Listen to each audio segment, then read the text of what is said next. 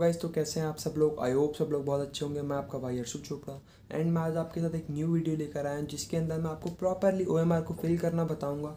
मैं आपको आगे स्क्रीन रिकॉर्डिंग ऑन करके बिल्कुल डिटेल में बताऊंगा किस चीज़ का क्या मतलब है, किस चीज़ को कैसे फिल करना है। तो ये वीडियो आप लोगों के लिए बहुत ज़्यादा यूज़फुल होने वाली है, तो वीडियो बिल्कुल एंड तक देखना। मैं बस इतना ही बोलना चाहूँगा कि इस वीडियो को भूल कर भी मिस मत करना, बिकॉज जितना पढ़ना इंपॉर्टेंट है ना, उससे ज़्यादा इंपॉर्टेंट है कि ओएमआर को सही फिल करना।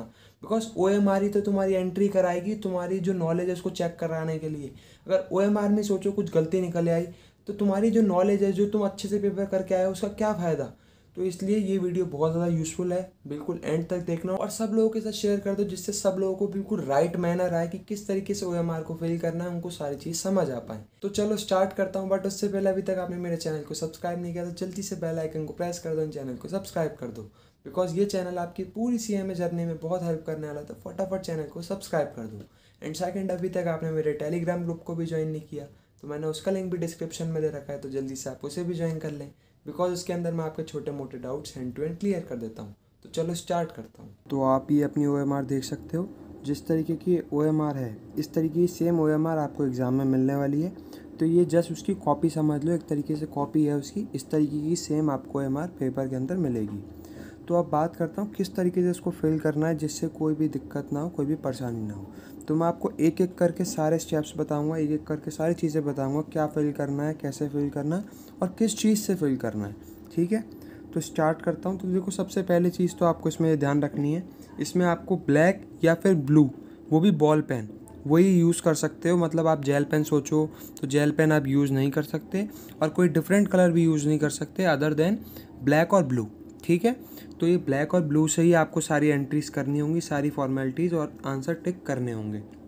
अब बताता हूँ, जैसा आप ऊपर देख ही सकते हो, ऊपर क्लियरली लिखा है use black and blue ballpoint pen only. ठीक है, तो ब्लैक और ब्लू जो आपका मन करे वो बॉल पेन ले जाना, उससे आप एंट्री अपनी कर सकते हो। अब स्टार्ट करता हूँ कि ये जो सबसे ऊपर लिखा है डेट ऑफ एग्जामिनेशन, देखो जैसे आपका एग्ज़ाम 16 जुलाई को है ना, 16 जुलाई 2023, तो आप ये पहले कॉलम में 16 लिख दोगे, जुलाई का 07 लिख दोगे, फिर 2023 यहाँ 4 कॉलम्स में लिख दोगे।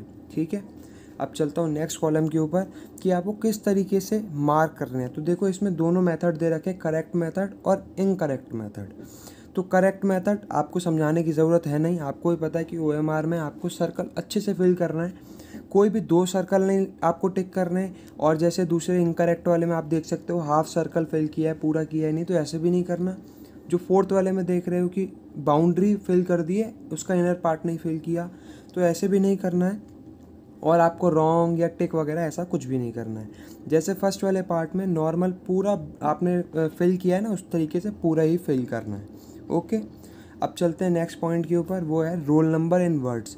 तो देखो, यहाँ पर आपको वर्ड्स में मतलब शब्द में अपना रोल नंबर लिखना है। कैसे, जैसे आपका जो भी, जैसे इसमें किसी का 1,45,000 टू रोल नंबर है। ठीक है, तो यहाँ पर वो क्लियरली लिखेगा 1,45,000 टू रोल नंबर। ठीक है, इस तरीके से आप वर्ड्स में अपना लिख लोगे। ओके, अब चलता हूँ नेक्स्ट पॉइंट के ऊपर, जो सबसे ज़्यादा इंपॉर्टेंट पॉइंट है वो है एग्ज़ाम सेशन। ठीक है, तो ये बहुत ज़्यादा इंपॉर्टेंट है, इसे ध्यान से समझना। देखो, पहली चीज़ मैं आपको ये क्लियर करूँ, जब आप पहली आरवी शिफ्ट का पेपर देने जाओगे, मतलब 10 से 12 वाली, तो आपको मॉर्निंग सेशन वाले को फिल करना है। जब मॉर्निंग सेशन आपका हो जाए, जब 2 से 4 के बीच में पेपर देने जाओगे, तो आफ्टरनून सेशन को फिल करना है। ओके, और अब बात करता हूँ सिलेबस की। देखो, सिलेबस में आप लोगों को कन्फ्यूजन हो सकता है, तो मैं आपको बताता हूँ, जिन्होंने भी अभी राइट नाउ अभी मतलब न्यू सिलेबस के अकॉर्डिंग एनरोलमेंट किया है, कैसे पता चलेगा भैया न्यू सिलेबस? आप अपने एडमिट कार्ड में देखो, वहाँ पर सिलेबस अगर 2016 लिखा है तो आप 16 वाले को मार्क करोगे। ठीक है, किसको मार्क करोगे? 16 वाले को। और अगर आपके एडमिट कार्ड पे 2022 सिलेबस लिखा है तो आप 2022 को मार्क करोगे। ठीक है, अब जो भी हुआ, जैसे सपोज आपका 2016 ही है, तो ऊपर जो बॉक्स है उसको फिल कर देना है 2016 लिख के, और अगर 2022 है तो वहाँ पर 2022 लिख देना है। ओके, अब चलता हूँ नेक्स्ट पॉइंट के ऊपर, वो है क्वेश्चन पेपर बुकलेट कोड। तो देखो, इसमें क्लियरली इससे मेंशन हो रहा है कि जो आपका एग्ज़ाम है उसमें 2 सेट आएंगे। तो यहाँ पर गलती आपको बिल्कुल भी नहीं करनी, आपको ये वो पन नहीं करना। देखो, मैं बताता हूँ, नॉर्मली बच्चे क्या गलती करते हैं, अपना जैसे दो दोस्त हैं जो आगे पीछे बैठे हैं, वो अपना सेट क्या जानबूझ के सेम कर लेते हैं जिससे चीटिंग हो जाए। तो ये चीज़ गलती बिल्कुल नहीं करनी। जो आपको नेचुरली जो बुकलेट नंबर मिले, जो बुकलेट मिले, उसमें जो भी लिखा हो उसमें सुकून से अपना वही फिल करना है। उसमें कोई मतलब गलतपन नहीं करना, कुछ भी गलती नहीं करनी कि आप कुछ और बुकलेट लिख लें या कुछ और लिख लें। एंड मैं बुकलेट वाले पॉइंट में आपको एक पॉइंट और समझाऊंगा। देखो, जल्दबाजी में फटाफट एंट्री करने के चक्कर में पहले मत भर लेना बुकलेट वाला पॉइंट, बिकॉज कई बार ये भी होता है कि जैसे आप कहीं किसी सीट पर बैठे, उसके अकॉर्डिंग आपके पास ए बुकलेट आई, बट आपकी सीट एक्चुअल में पीछे थी, आप गलती से आगे बैठ गए थे और आपने उसके अकॉर्डिंग ए फिल कर लिया, तो वहाँ हो जाएगी गलती। तो इसीलिए बोल रहा हूँ, जब एक बार सीट फिक्स हो जाए तभी उसके बाद बुकलेट नंबर आप अपना जो भी फाइनल हो वो भरना, बिकॉज ये बुकलेट नंबर सीट के अकॉर्डिंग चेंज हो जाएंगे। आगे वाले पे ए होगा, पीछे वाले पे बी होगा, तो उस तरीके से चलते हैं सीट वाइज ये बुकलेट नंबर। तो बुकलेट नंबर में बिल्कुल भी कोई दिक्कत नहीं करनी, पूरी सीट फिक्स हो जाए जब भी उसके बाद ही भरना है, बिकॉज ये बहुत ज़्यादा इंपॉर्टेंट है। जैसे जो भी आपके पास बुकलेट आएगी ना, मतलब जो भी आपके पास क्वेश्चन पेपर आएगा उस पर कुछ ना कुछ बुकलेट कोड होगा। अब उस बुकलेट कोड के अकॉर्डिंग ही आपके आंसर चेक होंगे, तो उसमें गलती हो जाएगी। बिकॉज अगर मान लो आपने ए बुकलेट के अकॉर्डिंग करा बट एक्चुअल में आपके पास बी आना था, तो बी के अकॉर्डिंग आपके आंसर चेक करेगा, तो वहाँ आपके लिए हो जाएगी प्रॉब्लम। तो इसीलिए बोल रहा हूँ, जो बुकलेट आए उसके अकॉर्डिंग ही फिल करना है, और सीट वीट एकदम पहले फिक्स हो जाए उसके बाद ये बुकलेट वाला कोड फिल करना है। ठीक है, बाकी जो एंट्रीज है वो तो आप फिल कर सकते हो, बिकॉज उसका सीट से कोई मतलब नहीं है। तो इस चीज़ का बिल्कुल ध्यान रखना, एकदम सतर्क होकर ये चीज़ करनी है। ठीक है, अब चलता हूँ नेक्स्ट पॉइंट के ऊपर, वो है अफिक्स बार कोड। अब देखो, आपको वहाँ एक बार कोड मिलेगा, उसको आपको क्लियरली यहाँ पर चिपकाना है।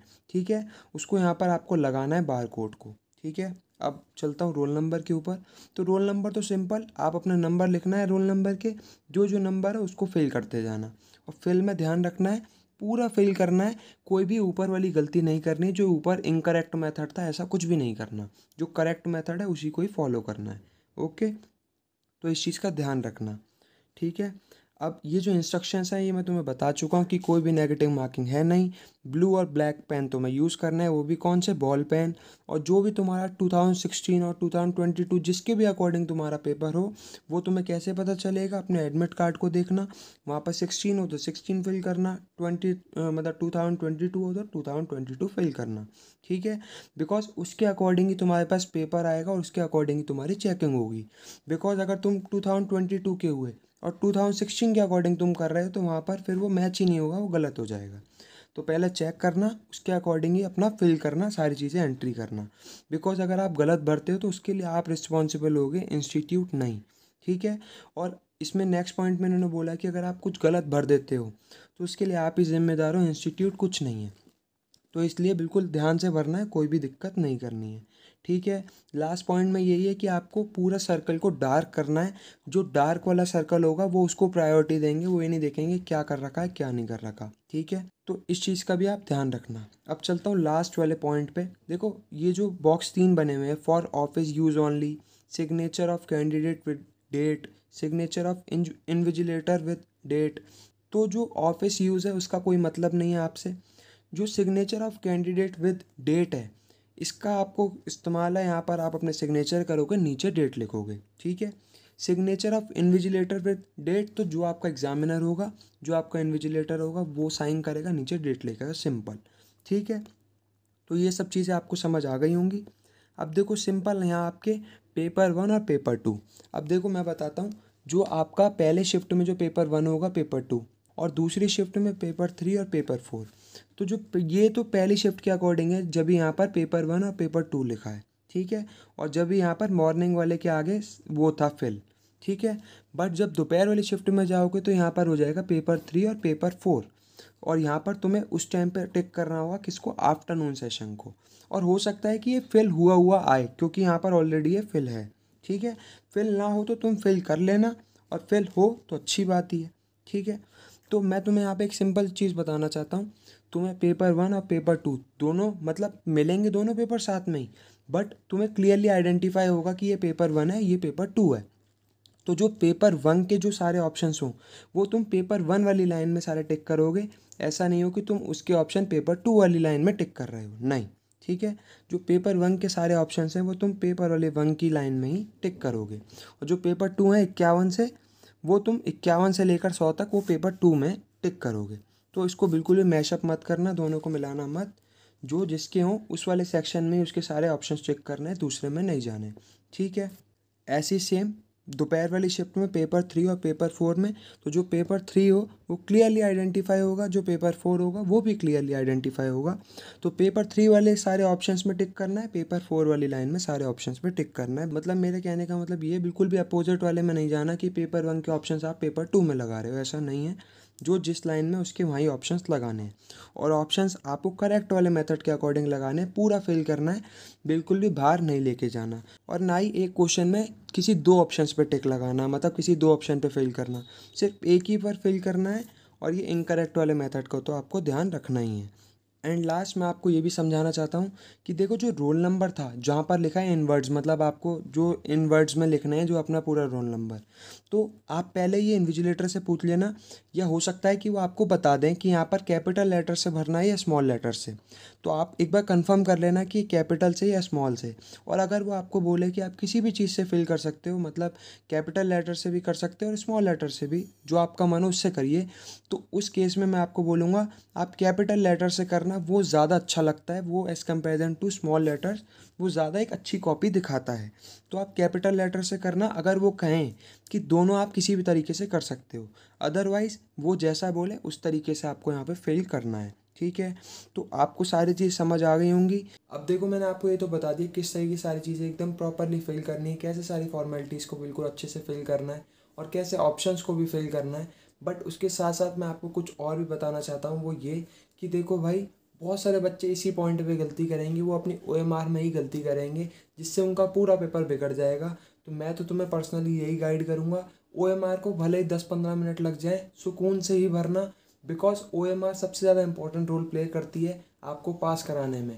बिकॉज मैं कहता हूँ आपकी 100% तैयारी है, बट ओएमआर में कुछ गलती निकलती है और आपकी कॉपी चेक ही नहीं होती, पहले ही रिजेक्ट कर दी जाती है, तो वो जो पूरी 100% तैयारी थी उसका क्या फ़ायदा? कुछ फ़ायदा नहीं है ना। तो इसीलिए बोल रहा हूँ 100% फ़ायदा भी जब ही होगा जब आपकी ओएमआर भी साथ में ठीक होगी। तो ओएमआर में बिल्कुल भी जल्दबाजी नहीं करनी, कोई भी दिक्कत नहीं लेनी, एकदम सुकून से जैसे सारी चीज़ें बताई हैं उस तरीके से सुकून से सब चीज़ें बिल्कुल आराम से, कोई भी गलती ना हो, कोई भी हम कोई गलत चीज़ ना उसमें लिख दें, कुछ भी ऐसी गलती हम ना करें। तो इसलिए सुकून से भरनी है, एक एक चीज़ को देखना है, जैसे बताया उस तरीके से एकदम प्रॉपरली फिल करनी है।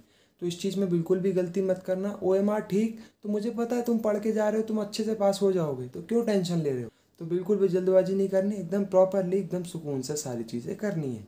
तो आई होप आपको ये वीडियो में जो भी बताया सब कुछ समझ आया होगा। तो अगर आप लोगों के लिए वीडियो यूज़फुल रही हो तो जल्दी से वीडियो को लाइक कर दें, कमेंट कर दें, शेयर कर दें, चैनल को सब्सक्राइब कर दें। Thank you so much.